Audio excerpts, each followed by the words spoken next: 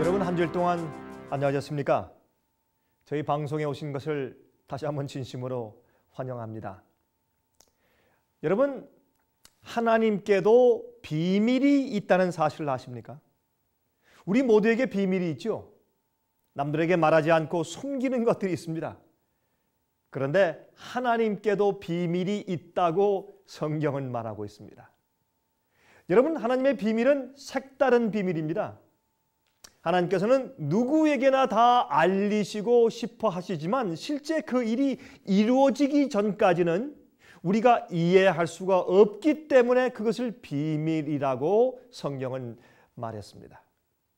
감추고 싶어서 비밀이 아니라 우리가 이해할 수 없기 때문에 비밀인 것입니다.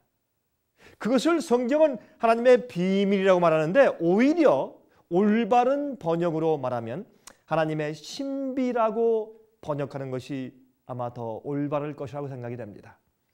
여러분, 영어 단어 가운데 두 가지가 있죠. secret, 비밀, 아니면 또 mystery. 여러분, secret이 아니고 영어로 mystery of God, 하나님의 신비함이라고, 모를 것이라고 그렇게 기록되어 있는 것입니다. 여러분, 과연 그것이 무엇일까요? 하나님의 비밀이 무엇일까요? 하나님의 신비가 무엇일까요? 오늘은 이 중요하고 흥미있는 문제에 대해서 같이 연구해 보도록 하겠습니다. 하나님의 비밀, 하나님의 신비. 하나님께서 알리고 싶지 않으셔서가 아니라 우리가 이해할 수 없기 때문에 감추어져 있던 신비 말입니다. 여러분, 에베소서 3장 3절과 4절을 보면 에베소서 3장 3절과 4절을 보면 다음과 같은 말씀이 기록되어 있는 것을 우리가 찾을 수가 있습니다. 에베소서 3장입니다. 3장 3절과 4절에 다음과 같은 말씀이 기록되어 있습니다. 곧 계시로 내게 비밀을 알게 하신 것은 내가 이미 대강 기록함과 같으니 이것을 읽으면 그리스도의 비밀을 내가 깨달은 것을 너희가 알 수 있으리라. 영원부터 만물을 창조하신 하나님 속에 감추었던 비밀의 경륜이 어떠한 것을 드러내게 하려 하심이라. 영원 전부터 하나님께 감추어 있던 그 비밀의 계획이, 경륜이 어떠한 것인 것을 드러내게 하려 하심이라 그랬습니다. 여러분, 에베소에서 사도 바울은 하나님의 비밀에 대해서 설명합니다. 그는 에베소 교인들에게 편지하면서 이것이 바로 하나님의 신비고 비밀이야 라고 설명해 주는 그런 장면이 나옵니다. 하나님의 속에 영원 전부터 감추어져 있었던 비밀의 경륜, 계획이란 말입니다. 하나님께서 어떻게 하시려는 무슨 계획이 하나님의 비밀인가 말입니다. 이렇게 설명했습니다. 에베소 6장 19절은 말씀을 했습니다. 에베소 6장 19절입니다. 또 나를 위하여 구할 것은 내게 말씀을 두사 나로 입을 벌려 복음의 비밀을 담대히 알리게 하옵소서 할 것이니 그랬습니다. 여기에 사도 바울이 설명하는 것은 복음의 비밀을 말하는 것이죠. 복음의 비밀.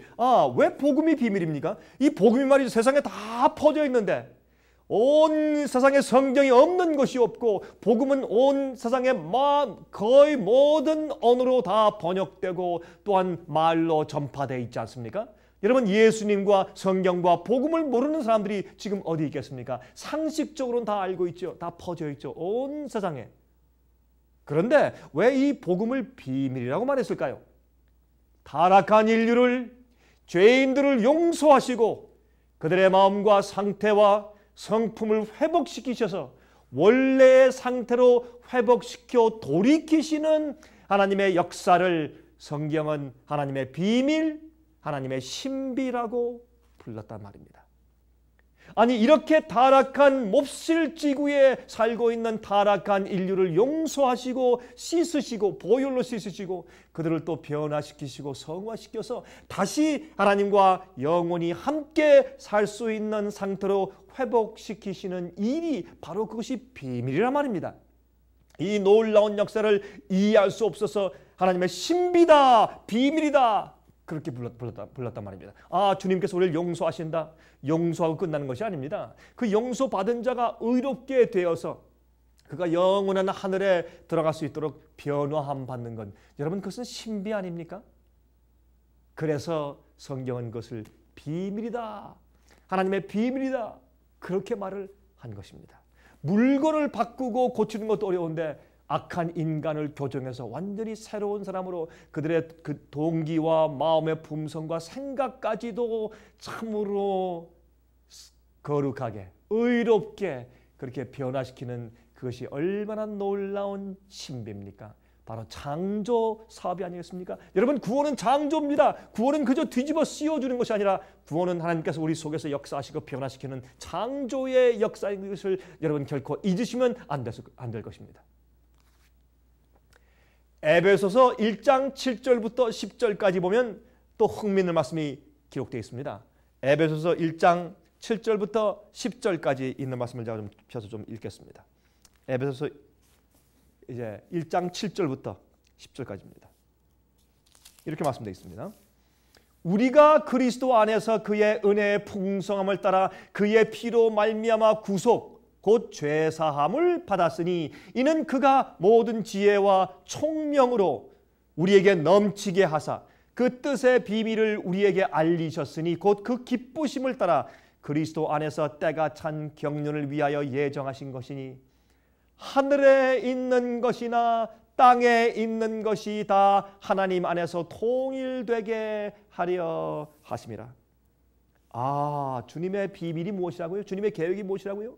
하늘에 있는 것들과 하늘의 천사들과 하늘의 교회와 하늘에 있는 모든 피조물들과 이 땅에 타락한 죄인들 이 피조물들과 다 하나로 합치는데 어디에서? 예수 그리스도 안에서 통일되게 하려 하심이라 그랬어요. 그것이 하나님의 계획이고 하나님의 비밀인 것입니다.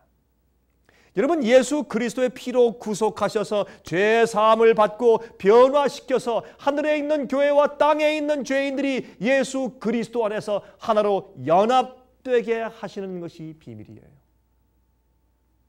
여러분, 어떻게 죄인들이 죄 없는 천사와 함께 다시 하나가 될 수 있을까요? 그것은 놀라운 역사입니다. 여러분, 비밀이에요. 성경은 이것을 하나님의 비밀, 신비라고 불러요. 어떻게 그것이 가능하냐 말입니다. 하늘의 교회와 땅의 교회를 합치는 것. 어떻게 이것이 가능합니까? 그래서 천사들이 말이죠. 그것을 보고 이 복음 사업을 연구하고 도대체 어떻게 이것이 가능한지를 계속 살펴보기를 원한다. 베드로 후서에 말씀하기를 천사들은 항상 디모데 후서죠. 디모데 후서 보면 항상 천사들도 이것을 살펴보길 원한다고 성경에 기록하고 있어요. 그들도 참 흥미로운 것입니다. 신비해. 어떻게 저렇게 악한 자들이 그렇게 선하고 의롭게 되어서 다시 우리와 영원히 살 수 있게 될 것인가? 그것은 참으로 놀라운 역사가 아니겠습니까? 여러분, 그래서 계시록에는 3가지 이적이 기록되어 있어요. 하나님의 놀라운 이적이 3가지가 기록되어 있습니다. 다음과 같이 성경은 말하고 있습니다. 요한계시록 12장 1절과 3절과 4절을 보시면 이렇게 기록되어 있는 것을 우리가 볼 수 있습니다. 요한계시록에 있는 말씀을 펴서 보겠습니다. 요한계시록은 성경 제일 마지막 책이죠. 요한계시록 12장입니다. 여기에 1절과 3절과 4절을 보겠습니다. 하늘에 큰 이적이 보이니 여기 기적을 말하는 것이죠. 이것은 신비한 기적입니다. 해를 입은 한 여자가 있는데 그 발 아래는 달이 있고 그 머리에는 12별의 면류관을 섰더라. 이 하나님의 교회를 상징하는 여인, 이것이 기적이다 그랬어요. 또 하늘에 또 다른 이적, 기적이 보이니 보라 한 큰 붉은 용이 있어 머리가 7이요 뿔이 10이라 그 여러 머리에 7 면류관이 있는데 그 꼬리가 하늘 별 3분의 1을 끌어다가 땅에 던져졌더라 그랬어요. 여러분, 여기에 공중에 나타나는 한 여인이 흰 옷을 입고 머리에는 12별의 면류관을 쓰고 있고 뒤에는 햇빛이 비치면서 햇빛의 옷을 입고 있어요. 이것은 이 여인은 교회를 상징합니다. 제가 길게 설명드릴 시간은 없지만 이것은 교회를 상징하는데 특별히 사도교회를 상징합니다. 구약에서 신약으로 넘어오는 교회를 상징합니다. 여러분, 12사도를 상징한 12별의 면류관을 쓰고 있지 않습니까? 그것은 12사도의 가르침을 가지고 있다 그 말입니다. 발에는 달을 밟고 있습니다. 달은 스스로 빛을 비추지 못합니다. 그저 햇빛을 반사하는 역사를 하고 있는 것이죠. 여러분, 그래서 우리에겐 의의가 없지만 하나님께서 우리를 변화시킬 때 하나님의 빛을 반사하는 것이, 주님의 성품을 반사하는 것이 우리들의 교회의 역할이 아니겠습니까? 또한 다른 구약을 상징해요. 해의 빛이 뒤에 비치고 예수 그리스도의 의의 옷을 입고 있는 이 교회가 달을 밟고 있어요. 달은 여러분 앞으로 올 해의 빛을 반사하는 것이기 때문에 구약의 절기들과 성소 제도 같은 것들은 앞으로 오시는 메시아를 미리 보여주고 반사하는 일을 했지 않습니까? 그래서 구약은 신약의 그림자라고 말하지 않습니까? 그러므로 구약에서 신약으로 넘어오는 시대의 사도교회를 말하는 것입니다. 여러분, 그래서 그들은 햇빛의 옷을 입고 있는데 하나님의 의가 곧 우리의 의가 되는 것입니다. 우리를 의롭게 인정해 주시는 것뿐만 아니라 우리 마음이 예수의 마음을 닮아서 예수의 마음을 갖게 되는 것입니다. 이 여인은 교회를 상징해요. 정결한 처녀는 진리 교회를 상징합니다. 여러분, 성경은 이것을 큰 이적이다 기적이라 해요. 왜요? 이 악한 세상에서 이렇게 깨끗한 교회가, 이렇게 아름다운 교회가 어떻게 생길 수가 있는가? 어떻게 이렇게 순결한 여인 같은 교회가 생길 수가 있는가? 참 놀랍다. 기적이다. 이적이다. 그래서 성경은 이 교회를 상징하는 순결한 여인을 이야기하면서 하늘에 큰 이적이 보이니 그렇게 말하는 것이에요. 이것은 기적입니다. 여러분이시여, 여러분이 과거에 죄된 생활을 살다가 회개하고 주님 안에 살면 그것이 기적이 아닙니까? 강도가 회개하여 정직해지면 그것이 기적이 아닙니까? 여러분이시여, 문둥병자가 고침받고 깨끗해지면 그것이 기적이 아닙니까? 마음이 악하고 간음하던 자가 회개하고 주 앞에 정결해지면 그것은 여러분이시여 기적이 아닙니까? 살인자가 남을 도와서 사는 비이기적인 그리스도인 되면 여러분 그것이 기적이 아니고 무엇입니까? 그래서 이것은 놀라운 이적이다. 그렇게 만드는 것이 하나님의 비밀이고 하나님의 역사고 이적의 하나님의 신비란 말입니다. 여러분, 그런데 여기 보면 말입니다. 3절과 4절에 또 다른 이적이 보이죠. 똑같은 계시록 12장에 붉은 용이 보입니다. 마귀의 존재가 기적이에요. 왜 그렇습니까? 그 깨끗하고 아름답고 완전한 하늘에서 마귀가 생겼단 말입니까? 하나님께서 마귀를 창조하지 않고 천사를 창조해 놓았는데 천사장이 그만 루스벨인데 그 루스벨이 이기심과 교만을 가지고 반역했습니다. 하나님께서 받으시는 찬송을 자기도 받고 싶었고 그러한 영광과 존귀를 자기도 가지고 싶었습니다. 은근히 마음 가운데 품고 있던 이기심과 교만한 마음이 자랐습니다. 반역자가 되고 마귀가 되었습니다. 그렇게 아름답고 완전한 하나님이 계신 하늘 정부에서 이렇게 악한 마귀가 생기다니 이건 정말 기적이다, 이적이다, 놀랍다. 그래서 또 다른 하나의 기적이 계시록에 기록되어 있는 것입니다. 오, 놀랍다, 붉은 용, 그렇게 말하는 것입니다. 또 세 번째 다른 기적이 있어요. 요한계시록에 기적이 세 가지가 기록되어 있어요. 하나는 이 땅에 있는 교회가 이렇게 깨끗하게 변화받고 구원받는 것이 기적이고, 하늘 교회와 땅의 교회가 합쳐진다는 것이 이것이 기적이고, 두 번째는 하늘, 그 깨끗한 하늘에서, 완전한 하늘에서 마귀가 생겼다는 것이 그것도 이상한 기적이고, 요한계시록 15장 1절에 보면 또 다른 기적이 있는데 또 하늘에 크고 이상한 다른 이적을 보매 일곱 천사가 일곱 재앙을 가졌으니 곧 마지막 재앙이라 하나님의 진노가 이것으로 마치리로다 그랬어요. 아, 무엇입니까? 일곱 재앙을 퍼붓는 것, 주님의 심판 분노, 이 땅을 불로 멸망시키고 악인을 불로 멸망시키고 마귀를 불로 태워 없애시는 이런 모든 하나님의 진노와 재앙이 기적이에요. 또 다른 이적이라고 했어요. 크고 이상한 이적이라고 했어요. 제일 큰 이적이라고 했어요. 제일 큰 이적. 왜 그렇습니까? 하나님의 심판이고 일곱 재앙입니다. 하나님의 진노입니다. 이것은 이상한 일입니다. 사랑과 은혜가 충만한 하나님께서 아들 예수 그리스도를 이 땅에 보내셔서 십자가에 돌아가게까지 하셨는데, 그러한 사랑의 하나님께서 어떻게 심판으로 일칠재앙을 땅에 내리고 그렇게 불로 멸망시킬 수가 있을까? 참 이해할 수 없는 이적이에요. 십자가의 사랑과 그 주님의 심판과는 잘 어울리지 않는 것처럼 보입니다. 그러나 주님께서 의인들을 영원히 살게 하기 위해서 공의롭게 주님께서 공평하시기 때문에 악인들과 마귀를, 결국엔 죄를 없애실 수밖에 없는 것입니다. 주님의 인내의 한계가 있고 심판이 있는 것입니다. 여러분, 이 성경에 이렇게 세 가지 이적이 성경 계시록에 기록되어 있어요. 그런데 이들 중에 하나님의 비밀과 관련되어 있는 이적은 순결한 교회예요. 타락한 이 지구에서 어떻게 아름다운 이와 같은 교회가 생길 수가 있는가? 이 일을 행하시는 하나님의 역사를 가지고 성경은 하나님의 신비라, 비밀이라, mystery of God 그렇게 말하는 것입니다. 타락한 인류 중에서 순결한 교회를 창조하시고 원래 인간을 창조하신 목적을 주님께서 이루시는 것입니다. 여러분 속에서 주님께서 그 비밀을 이루시는 것입니다. 무엇으로? 복음으로. 여러분 이사야 43장 7절을 보면 다음과 같은 말씀이죠. 물은 내 이름으로 일컫는 자 곧 내가 내 영광을 위하여 창조한 자를 오게 하라. 그들을 내가 지었고 만들었느니라 그랬어요. 여러분 하나님께서 인간을 창조하신 이유는 하나님께 우리가 영광을 돌리게 하기 위해서 창조하신 것입니다. 여러분 15절에 말씀했죠. 나는 여호와 너희의 거룩한 자여 이스라엘의 창조자여 너희의 왕이니라. 21절 이 백성은 내가 나를 위하여 지었나니 나의 찬송을 부르게 하려 함이라 그랬어요. 이사야서의 말씀입니다. 여러분 성경은 하나님께서 인류를 창조하신 목적이 우리가 하나님께 찬송을 돌리게 하기 위해서 창조하셨다 그랬어요. 여러분 인류를 창조하실 때 제일 처음부터 우리 인간 속에는 하나님의 성령이 충만했어요. 살아있는 하나님의 성전이었습니다. 우리는 주님의 뜻대로 주님을 찬양하기 위해 살았습니다. 살아있는 하나님의 재원이었어요.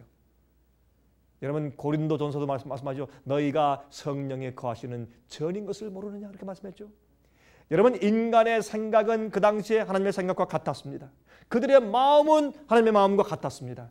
깨끗하고 순결하게 창조되었기 때문에 인간의 목적은 하나님께 영광을 돌리는 일이 그 생애의 목적이었습니다. 인간의 생존 존재는 하나님을 찬송하며 우주에게 기쁨을 더하는 것이었습니다. 인류가 타락한 이후로 하나님께 욕을 돌리며 큰 슬픔을 가져오고 우주의 큰 슬픔과 고난과 고통을 가져왔죠. 여러분 새로운 아기의 탄생은 가정에 새로운 기쁨을 가져오는 것처럼 말이죠. 하나님께서 이 지구를 창조하시고 인간을 만들었을 때 온 우주는 크게 기뻐했습니다. 천사들이 기뻐했습니다. 얼마나 아기를 볼 때 부모가 기뻐하고 즐거워합니까? 마찬가지입니다. 여러분 에베소 1장의 사도 바울은 같은 말씀으로 권면하고 있는 것을 우리가 볼 수가 있습니다. 에베소서 1장 12절부터 14절에 다음과 같은 말씀을 또 읽습니다. 다시 우리 에베소서를 펴니다. 이렇게 말씀되어 있습니다. 1장 12절부터 14절입니다. 이는 그리스도 안에서 전부터 바라던 우리로 그의 영광의 찬송이 되게 하려 하심이라. 그 안에서 너희도 진리의 말씀 곧 너희의 구원의 복음을 듣고 그 안에서 또한 믿어 약속의 성령으로 인치심을 받았으니 이는 우리의 기업의 보증이 되사 그 얻으신 것을 구속하시고 그의 영광을 찬미하게 하려 하심이니라.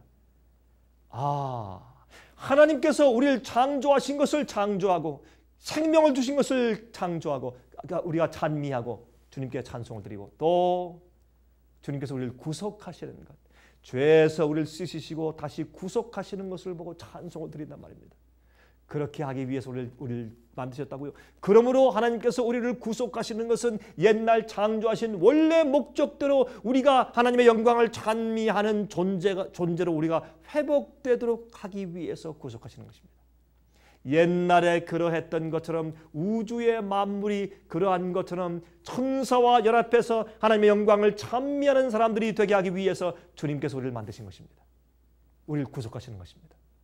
하나님께서 어떻게 인간을 구속하시기에 변화받은 사람들을 만들 수가 있을까? 어떻게 주님께서 인간을 재창조하시기에 저렇게 더럽고 죄 맡은 인간이 저렇게 선하게 다시 되었을까? 참 놀랍다. 그래서 이것이 기적이 아닙니까? 어떻게 인간을 구원하시길래 인간이 변화되어서 창조의 목적으로 돌아가게 될까? 이것은 참 하나님의 비밀과 신비스러운 일이 아닐 수가 없는 것입니다. 여러분 에베소서 2장 1절부터 5절을 또 한번 읽어볼까요? 에베소서 2장 1절부터 5절입니다. 여기 이렇게 말씀이 되어 있는 것을 볼 수 있습니다. 너희의 허물과 죄로 죽었던 너희를 살리셨도다. 그때 너희가 그 가운데서 행하여 이 세상 풍속을 쫓고 공중의 권세 잡은 자를 따랐으니 곧 지금 불순종의 아들들 가운데서 역사하는 영이다. 전에는 우리도 다 그 가운데서 우리 육체의 욕심을 따라 지내며 육체와 마음에 원하는 것을 하여 다른 이들과 같이 본질상 진노의 자녀이었더니 긍휼에 풍성하신 하나님이 우리를 사랑하신 그 큰 사랑을 인하여 허물로 죽은 우리를 그리스도와 함께 살리셨고 너희가 은혜로 구원을 얻은 것이라.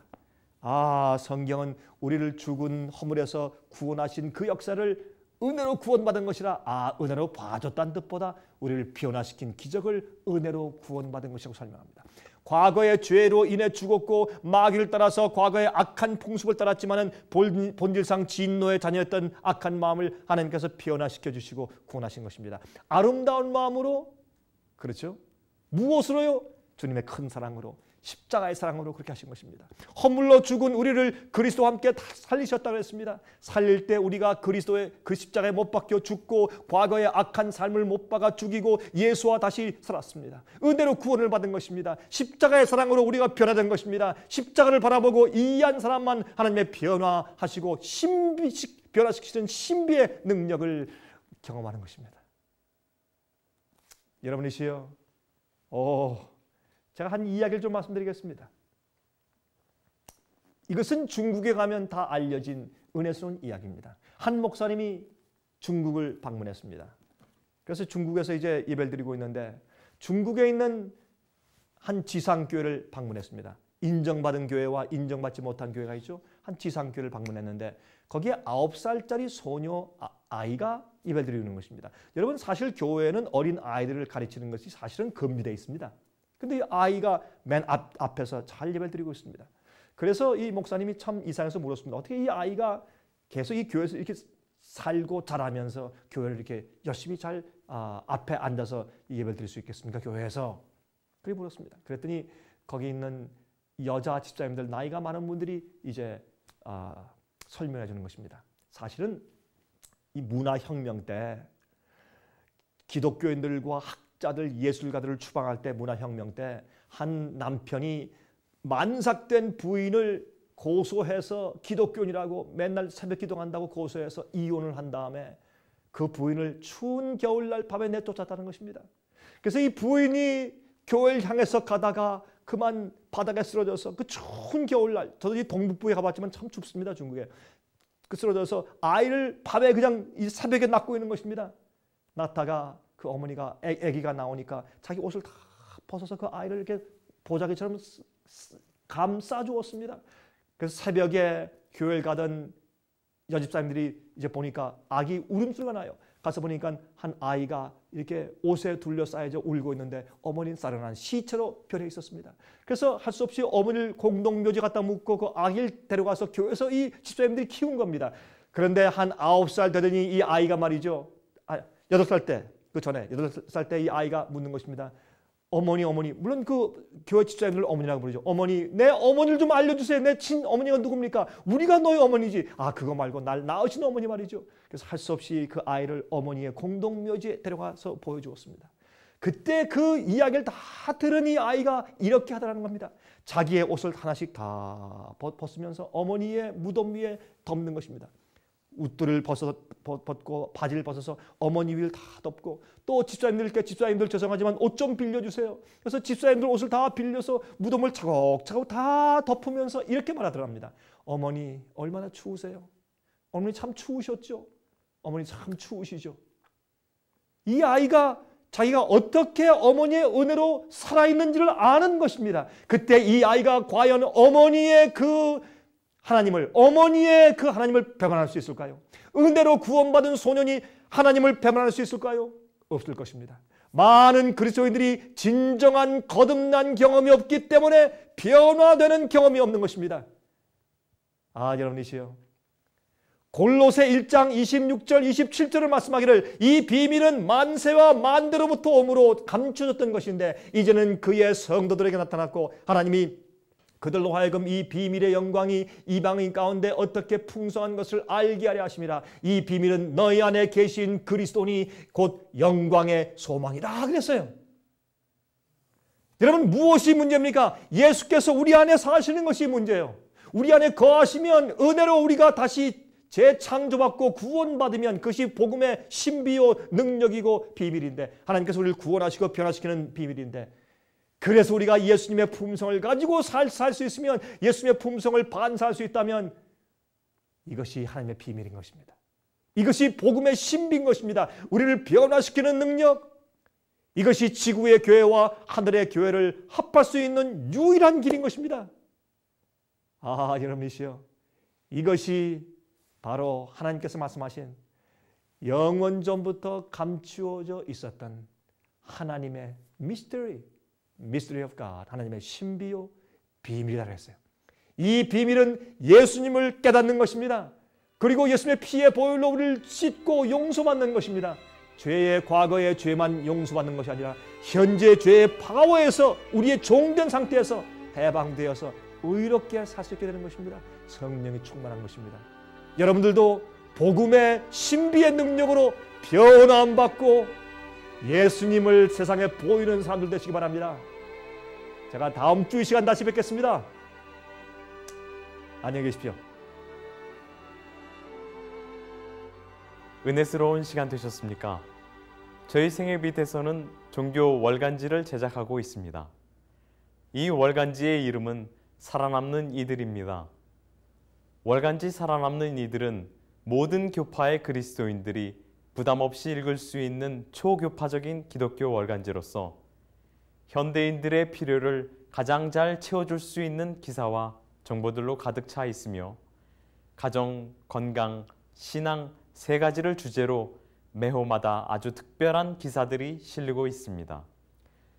바쁜 현대 도시 생활에서 어떻게 하면 우리 자녀와 가족이 아름다운 가정을 이루고 살 수 있을까요?